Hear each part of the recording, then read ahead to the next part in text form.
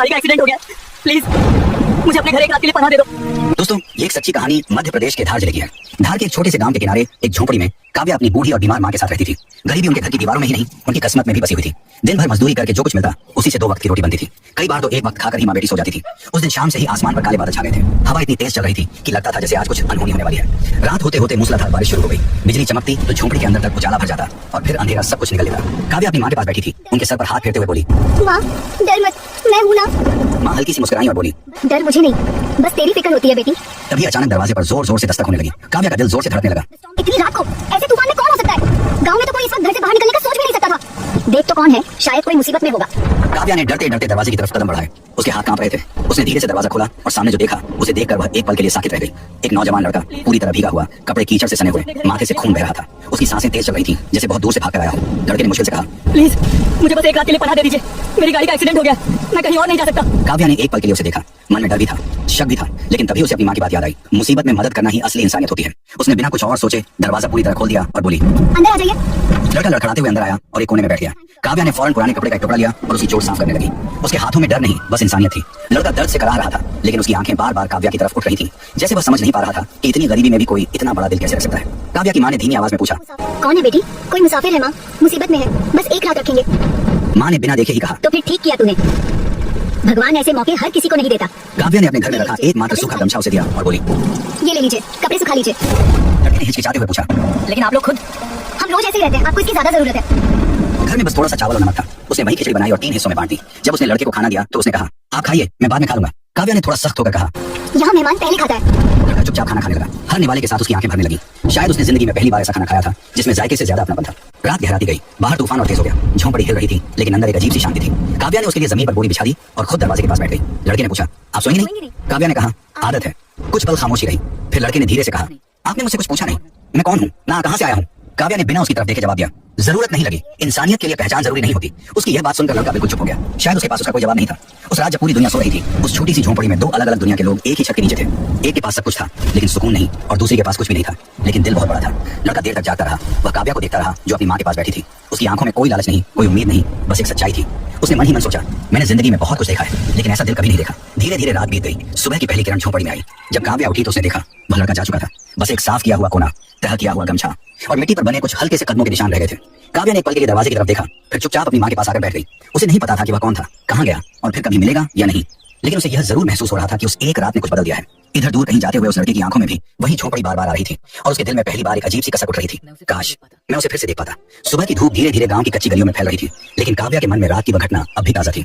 वह बार बार दरवाजे की तरफ देखती, जैसे उम्मीद कर रही हो कि शायद वह अजनबी वापस लौट आए, लेकिन दरवाजा शांत था, जैसे कुछ हुआ ही ना हो। इधर गांव में हलचल शुरू हो चुकी थी। चौपाल पर कुछ लोग इकट्ठा होकर शहर की बड़ी खबर पर चर्चा कर रहे थे। सुना तुमने? शहर के बड़े उद्योगपति आर्यन की कार का एक्सीडेंट हो गया था कल रात। दूसरा चौंकते हुए बोला, वही आर्यन, करोड़ों की कंपनी वाला? हाँ वही। कहते हैं गाड़ी पलट गई थी लेकिन वो बच गया। कहीं गायब हो गया था रात भर। काव्या ये सब सुन रही थी। उसका दिल जोर जोर से धड़कने लगा। उसे अचानक उस रात का वह चेहरा याद आया, भीगा हुआ, जख्मी, डरा हुआ। क्या वह वही था? उसने उस ख्याल को झटकना चाहा लेकिन दिल मानने को तैयार नहीं था। 2 दिन बीत गए, सब कुछ मामूली होने लगा था। तभी अचानक गांव में कई बड़ी बड़ी गाड़ियां आकर रुकी। चमचमाती कारें, सूट बूट पहने लोग और उनके बीच में वही चेहरा, इस बार साफ कपड़ों में, आत्मविश्वास से भरा हुआ। वही लड़का शगफ सबके सामने था। एक बड़े आदमी के रूप में आर्यन सबके सामने खड़ा था। गांव वाले उसे देखकर हैरान थे। सब उसकी तरफ ऐसे भागे जैसे कोई बड़ा नेता आया हो। काव्या दूर खड़ी सब देख रही थी। उसकी आंखों में एक अजीब सा मिला जुला एहसास था। इधर लोगों की सरगोशियां तेज होने लगी। हर लफ्ज उसके कानों में चुभ रहा था, लेकिन वह चुपचाप खड़ी रही। आर्यन उसके सामने आकर रुक गया। कुछ पल दोनों के बीच खामोशी रही। फिर आर्यन ने धीरे से कहा, कैसी हो? काव्या ने सीधा जवाब दिया, ठीक हूँ। उसकी आवाज में ना खुशी थी ना गुस्सा, बस एक सादा सा जवाब था। आर्यन ने अपने साथ खड़े आदमी को इशारा किया। उसने एक बैग आगे बढ़ाया जिसमें पैसे थे। आर्यन बोला, उस रात आपने मेरी जान बचाई थी, ये मेरी तरफ से एक छोटा सा धन्यवाद है।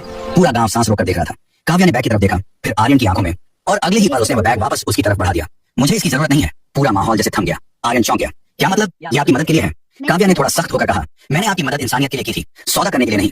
उसकी यह बात सुनकर चारों तरफ सन्नाटा छा गया। गांव वाले जो अभी तक उसे लालची समझ रहे थे अब उलझन में पड़ गए। आर्यन के लिए यह पहली बार था जब किसी ने उसके पैसे को इस तरह ठुकरा दिया था। उसने फिर समझाने की कोशिश की, आपकी हालत मैंने देखी है, ये पैसे आपके काम आएंगे। काव्या की आंखों में हल्का सा दर्द झलक आया, लेकिन उसकी आवाज मजबूत थी। गरीब हूँ, मजबूर नहीं, और अपने आत्मसम्मान को बेचने की इतनी भी जरूरत नहीं है मुझे। आर्यन चुप हो गया। उसे समझ नहीं आ रहा था क्या कहे। उसके पास हर समस्या का हल पैसा था, लेकिन आज पहली बार वह बेबस खड़ा था। भीड़ में खड़े लोग अब धीरे धीरे फिर से कानाफूसी करने लगे। देखा, ड्रामा कर रही है, पहले फंसाया अब नाटक कर रही है। ऐसे लोग भरोसे के लायक नहीं होते। ये बातें अब काव्या के दिल को तोड़ रही थी। उसकी आंखें भर आई, लेकिन उसने खुद को संभाल लिया। वह मुड़ी और बिना कुछ कहे अपने घर की तरफ चल दी। आर्यन वहीं खड़ा रह गया। उसने पहली बार महसूस किया कि उसकी मौजूदगी ने किसी की जिंदगी आसान नहीं बल्कि मुश्किल बना दी है। उस रात की याद जो उसके लिए सुकून थी अब काव्या के लिए बोझ बन गई थी। कुछ देर बाद आर्यन धीरे धीरे काव्या के घर की तरफ गया। काव्या दरवाजे के पास अपनी माँ के साथ बैठी थी। उसकी आंखें लाल थी लेकिन वह रो नहीं रही थी। आर्यन ने धीरे से कहा, मुझे माफ कर दो, मेरा इरादा तुम्हें तकलीफ देने का नहीं था। काव्या ने उसकी तरफ देखे बिना कहा। आपको माफी मांगने की जरूरत नहीं है, आपने वही किया जो आपकी दुनिया सिखाती है। आर्यन ने पूछा, और तुम्हारी दुनिया क्या सिखाती है? मेरी दुनिया सिखाती है कि मदद की कीमत नहीं होती। ये सुनकर आर्यन के पास कोई जवाब नहीं था। वह कुछ पल खड़ा रहा फिर धीरे से बोला, अगर कभी जरूरत पड़े तो मुझे बताना। जरूरत होगी तो भगवान किसी को भेज देगा। उसकी यह बात आर्यन के दिल में गहराई तक उतर गई। वह चुपचाप वहां से चला गया लेकिन इस बार उसके कदम भारी थे।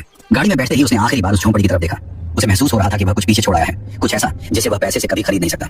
इधर काव्या अपने घर के अंदर गई और माँ के पास बैठ गई। माँ ने धीरे से पूछा, क्या हुआ? इस बार काव्या खुद को रोक न पाई। उसकी आंखों से आंसू बहने लगे। वह बोली, माँ, क्या गरीब होना इतना बड़ा गुनाह है? लोग क्यों सोचते हैं कि हम हर चीज पैसे के लिए करते हैं? माँ ने कांपते हाथों से उसका चेहरा पकड़ा और कहा, नहीं बेटी, गुनाह गरीब होना नहीं है, गुनाह है इंसानियत खो देना, और तूने वो नहीं खोई है। काव्या ने सर माँ की गोद में रख दिया। बाहर आसमान साफ हो चुका था लेकिन उसके दिल में तूफान अब भी चल रहा था। और दूसरी तरफ आर्यन अपनी गाड़ी में बैठा खिड़की से बाहर देखते हुए सोच रहा था, जिस लड़की को मैं मदद देना चाहता था उसने मुझे ही छोटा बना दिया। उसके अंदर कुछ बदल रहा था, अहंकार टूट रहा था और एक नया एहसास जन्म ले रहा था। वह एहसास जो शायद इंसानियत से शुरू होकर कुछ और बन सकता था। दिन धीरे धीरे बीत रहे थे लेकिन काव्या की जिंदगी जैसे थम सी गई थी। गांव वालों की बातें अब भी उसके कानों में गूंजती रहती थी। वह पहले जैसी खुलकर हंसने वाली लड़की नहीं रही थी। अब वह चुप रहती, अपने काम में लगी रहती और शाम होते ही अपनी माँ के पास बैठ जाती। लेकिन एक शाम अचानक सब कुछ बदल गया। काव्या की माँ की तबीयत अचानक बहुत बिगड़ गई। उनकी सांसें तेज चलने लगी, शरीर ठंडा पड़ने लगा। काव्या घबरा गई। माँ, आंखें खोलो, वह रोते हुए बोली। माँ ने मुश्किल से आंखें खोली। बेटी, शायद अब ज्यादा समय नहीं है। ऐसा मत कहो माँ, मैं अभी डॉक्टर को बुलाती हूँ। काव्या घबरा कर बाहर भागी। वह पूरे गांव में दौड़ी, एक एक दरवाजे पर गई। कृपया मदद कर दीजिए, माँ की हालत बहुत खराब है। लेकिन हर दरवाजे से वही जवाब मिला, हम क्यों मदद करें? जाओ उस अमीर आदमी से कहो। अब याद आए गरीबों की? काव्या के कदम धीरे धीरे कमजोर पड़ने लगे। वह टूट रही थी लेकिन हार मानने को तैयार नहीं थी। वह वापस घर आई, माँ के पास बैठ गई और उनका हाथ पकड़कर रोने लगी। इसी समय दूर सड़क पर एक गाड़ी रुकी। वह आर्यन था। उसे शहर में बैठकर भी चैन नहीं मिल रहा था। काव्या की बातें, उसकी आंखें, उसका आत्मसम्मान, सब कुछ उसके मन में घूम रहा था। आखिरकार वह खुद को रोक नहीं पाया और वापस गांव आ गया। जैसे ही वह काव्या के घर के पास पहुंचा उसे अंदर से रोने की आवाज सुनाई दी। वह बिना सोचे अंदर चला गया। काव्या ने उसे देखा। उसकी आंखों में गुस्सा नहीं था, बस बेबसी थी। मेरी माँ, वह सिर्फ इतना कह पाई। आर्यन ने फौरन स्थिति समझ ली। उसने बिना कुछ पूछे अपने लोगों को फोन किया, अभी एम्बुलेंस भेजो, फौरन। कुछ ही मिनटों में एम्बुलेंस आ गई। गांव वाले दूर खड़े तमाशा देख रहे थे लेकिन इस बार किसी ने कुछ नहीं कहा। काव्या अपनी मां को लेकर अस्पताल पहुंची। रास्ते भर वह उनका हाथ पकड़े रोती रही। अस्पताल में डॉक्टर ने फौरन इलाज शुरू किया लेकिन हालत बहुत गंभीर थी। काव्या बाहर बैठी थी, सर झुकाए, हाथ जोड़कर भगवान से प्रार्थना कर रही थी। आर्यन उसके पास खामोश खड़ा था। कुछ देर बाद काव्या ने धीमे से कहा, आपको आने की जरूरत नहीं थी। आर्यन ने शांत आवाज में जवाब दिया, जरूरत थी, क्योंकि इस बार मैं सिर्फ मदद नहीं कर रहा, मैं साथ खड़ा हूँ। काव्या ने उसकी तरफ देखा। पहली बार उसे आर्यन की आंखों में कोई अहंकार नहीं दिखा। कुछ देर बाद डॉक्टर बाहर आए। उनके चेहरे से ही सब समझ आ रहा था। हम पूरी कोशिश कर रहे हैं लेकिन मरीज की हालत बहुत नाजुक है। काव्या के पैर जैसे जमीन में धंस गए। वह दौड़कर अंदर गई। माँ बेहोश थी, मशीनों से जुड़ी हुई। काव्या उनके पास बैठ गई और रोते हुए बोली, माँ, मैं आ गई, आप ठीक हो जाओ। अचानक माँ ने धीरे धीरे आंखें खोली। उन्होंने काव्या को देखा, फिर पास खड़े आर्यन को। कमजोर आवाज में बोली, बेटा इधर आओ। आर्यन थोड़ा झिझकते हुए पास आया। माँ ने उसका हाथ पकड़ा और उसे काव्या के हाथ में रख दिया। मेरी बेटी बहुत मजबूत है लेकिन अकेली है। उनकी आवाज कांप रही थी। इसे कभी अकेला न छोड़ना। ये सुनते ही काव्या जोर से रो पड़ी। माँ, ऐसा मत कहो। आर्यन की आंखें भी भर आईं। उसने पहली बार किसी के सामने खुद को इतना तन्हा महसूस किया। उसने धीमे से कहा, मैं वादा करता हूँ इसे कभी अकेला नहीं छोड़ूंगा। माँ के चेहरे पर हल्की सी मुस्कान आई और अगले ही पल उनकी सांसें थम गई। मशीन की सीधी लाइन ने सब कुछ खत्म कर दिया। माँ, काव्या की चीख पूरे अस्पताल में गूंज उठी। वह माँ के सीने से लिपट कर फूट फूट कर रोने लगी। आर्यन वहीं खड़ा था। उसकी आंखों से भी आंसू बह रहे थे। उसने अपने जीवन में बहुत कुछ खोया था लेकिन आज जो उसने देखा वह उससे सहा नहीं जा रहा था। उसके मन में एक ही बात घूम रही थी, अगर मैं पहले आ जाता, अगर मैंने अपने अहंकार को पहले छोड़ दिया होता। उसे खुद से नफरत होने लगी। वह बाहर आया और पहली बार जोर जोर से रो पड़ा।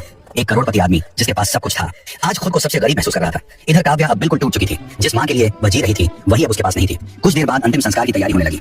आर्यन हर जगह उसके साथ था, बिना कुछ कहे, बिना किसी दिखावे के। गांव वाले अब चुप थे। उनकी आंखों में भी पछतावा था। जब चिता को आग दी गई, काव्या वहीं बैठ गई। उसकी आंखें सूख चुकी थी, अब आंसू भी खत्म हो चुके थे। आर्यन धीरे से उसके पास आया और बोला, काव्या। काव्या ने उसकी तरफ देखा। उसकी आवाज में अब दर्द के साथ साथ एक अजीब सी शांति थी। अब कोई नहीं है मेरा। आर्यन ने धीरे से कहा, मैं हूँ। काव्या कुछ पल उसे देखती रही। उसकी आंखों में सवाल नहीं थे, बस खालीपन था। आप क्यों हैं? आर्यन ने गहरी सांस ली। क्योंकि उस रात तुमने मुझे सिर्फ पनाह नहीं दी थी, तुमने मुझे इंसान बनना सिखाया था। काव्या की आंखों में फिर आंसू आ गए लेकिन इस बार वह दर्द के नहीं, एक हल्के से भरोसे के थे। उस रात जब सब खत्म हो चुका था वहीं से कुछ नया शुरू भी हो रहा था।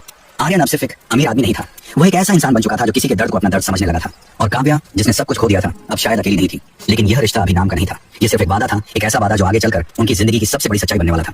माँ के जाने के बाद काव्या की दुनिया जैसे पूरी तरह बदल गई थी। घर वहीं था, दीवारें वहीं थी, लेकिन अब उस झोंपड़ी में सन्नाटा बस गया था। हर कोना उसे माँ की याद दिलाता था। चूल्हे की राख, खाट का खाली हिस्सा और वह पुराना गमछा, सब कुछ जैसे उसे सवाल करता था, अब आगे क्या? कुछ दिनों तक काव्या बिल्कुल चुप रही, न किसी से बात, न कहीं आना जाना, बस दिन भर माँ की यादों में खोई रहती। आर्यन रोज आता लेकिन कभी उस पर अपनी मौजूदगी थोपता नहीं था। वह बस दूर बैठकर देखता रहता, जैसे किसी टूटे हुए इंसान को खुद को संभालने का वक्त दे रहा हो। एक दिन शाम को जब सूरज ढल रहा था, आर्यन चुपचाप काव्या के पास आकर बैठ गया। कुछ देर दोनों के बीच खामोशी रही। फिर आर्यन ने धीरे से कहा, यहाँ रहकर तुम हर दिन टूटती रहोगी। काव्या ने बिना उसकी तरफ देखे जवाब दिया, तो क्या माँ की यादें छूट जाएंगी? यादें कभी नहीं छूटती, लेकिन उनके साथ जीना सीखना पड़ता है। काव्या ने पहली बार उसकी तरफ देखा। उसकी आंखों में डर था, लेकिन अब उसमें एक सवाल भी था, क्या सच में जिंदगी फिर से शुरू हो सकती है? आर्यन ने आगे कहा, मैं तुम्हें अपने साथ शहर चलने के लिए कह रहा हूँ, लेकिन किसी एहसान के तौर पर नहीं। मैं चाहता हूँ कि तुम अपनी जिंदगी खुद बनाओ। काव्या ने फौरन मना नहीं किया। वह सोच में पड़ गई। उस रात उसने बहुत सोचा। माँ की बातें याद आई, बेटा ना इंसानियत कभी मत छोड़ना। और फिर उसे आर्यन का वह वादा याद आया, मैं इसे कभी अकेला नहीं छोड़ूंगा। अगली सुबह काव्या ने अपना छोटा सा सामान उठाया और झोंपड़ी के दरवाजे को आखिरी बार देखा। उसने धीरे से कहा, माँ मैं जा रही हूँ, लेकिन आपकी सीख साथ ले जा रही हूँ। और फिर वह आर्यन के साथ शहर चली गई। शहर की दुनिया बिल्कुल अलग थी। बड़ी इमारतें, तेज रफ्तार जिंदगी और हर तरफ भागदौड़। शुरुआत में काव्या को बहुत अजीब लगा, लेकिन उसने हार नहीं मानी। आर्यन ने उसे अपने घर में रखने के बजाय एक छोटा सा किराए का कमरा दिलवाया। उसने कहा, तुम्हें अपने पैरों पर खड़ा होना है, तभी यह सफर सही मायनों में तुम्हारा होगा। काव्या ने छोटे छोटे कामों से शुरुआत की, कभी सिलाई, कभी बच्चों को पढ़ाना। धीरे धीरे उसने खुद को संभालना शुरू किया। इधर आर्यन भी बदल चुका था। अब वह सिर्फ बिजनेस नहीं देखता था, न तो बल्कि लोगों की मदद करने के नए रास्ते ढूंढता था। एक दिन आर्यन ने काव्या से कहा, हम मिलकर कुछ ऐसा करें जिससे उन लोगों की मदद हो सके जो हमारी तरह मुश्किल में हैं। काव्या की आंखों में चमक आ गई, जैसे एक संस्था जहां कोई भी जरूरतमंद आए और उसे मदद मिले, बिना सवाल बिना शर्त। यहीं से दोनों ने मिलकर एक छोटा सा एनजीओ शुरू किया। शुरुआत मुश्किल थी, लेकिन धीरे धीरे लोग जुड़ते गए। काव्या का दिल और आर्यन के संसाधन दोनों मिलकर चमत्कार करने लगे। कभी कोई भूखा आता, कभी कोई बीमार, कभी कोई बेसहारा, और हर बार काव्या दरवाजा खोलकर कहती, अंदर आइए। समय के साथ दोनों का रिश्ता भी बदलने लगा। अब यह सिर्फ मदद या वादा नहीं था, यह भरोसा था, सम्मान था, और धीरे धीरे गहरा अपनापन बन गया था। एक रात ठीक वैसी ही तूफानी रात आई जैसी उस दिन थी। बारिश, बिजली, नाव और वही सन्नाटा। काव्या खिड़की के पास खड़ी थी। आर्यन उसके पास आया। कुछ पल दोनों ने बिना कुछ कहे बारिश को देखा। फिर काव्या ने धीरे से कहा, याद है एक ऐसी ही रात थी जब तुम मेरे द्वार आए थे। आर्यन हल्का सा मुस्कुराया। और तुमने बिना कुछ पूछे द्वार खोल दिया था। उस रात मैंने तुम्हें पनाह दी थी और आज तुमने मुझे जीने का सहारा दिया है। आर्यन की आंखें गहरी हो गईं। उसने धीरे से कहा, काव्या क्या तुम मेरे साथ सिर्फ ये सफर नहीं, पूरी जिंदगी चलोगी? कमरा एक पल के लिए बिल्कुल शांत हो गया। काव्या की आंखों में आंसू आ गए, लेकिन इस बार वह दर्द के नहीं थे। वह मुस्कुराई और बोली, मैंने तुम्हें उस रात एक अजनबी समझकर अपनाया था। आज मैं तुम्हें अपना सब कुछ मानकर हाँ कहती हूँ। कुछ ही दिनों बाद दोनों की शादी इसी गांव में हुई। वही लोग जो कभी ताने मारते थे, मना आज आशीर्वाद दे रहे थे। काव्या ने उसी झोंपड़ी के सामने खड़े होकर आखिरी बार आसमान की तरफ देखा, जैसे माँ को बता रही हूँ, देखो माँ, आपकी बेटी अकेली नहीं है। कहानी की सीख यही है कि असली अमीरी पैसे से नहीं, दिल से होती है। जिसके पास देने का दिल है वही सबसे बड़ा इंसान है। एक छोटी सी मदद, एक सच्चा दिल किसी की पूरी जिंदगी बदल सकता है।